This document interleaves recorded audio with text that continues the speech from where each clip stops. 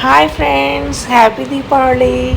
మా శాస్త్రి చేసిన కుండల్లో దీపాలు ఎలా తయారు చేస్తుందో చూసేసి వీడియో మీరు కూడా చేసేసుకుంటారా? చూడండి ఎట్లా చేసిందో.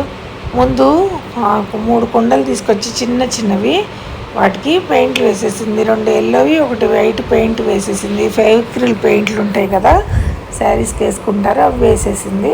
వాటి మీద మా ఇంట్లో కుందన్స్ అవి శారీస్కి అవి వేయగా మిగిలిన కుందన్స్ ఉంటే అవన్నీ ఎల్లో కుండలకు అంటించింది. అచ్చంగా వైట్ కుండకి పెయింట్ వేస్తానని తనే ఫస్ట్ టైము అలా వేసేసింది.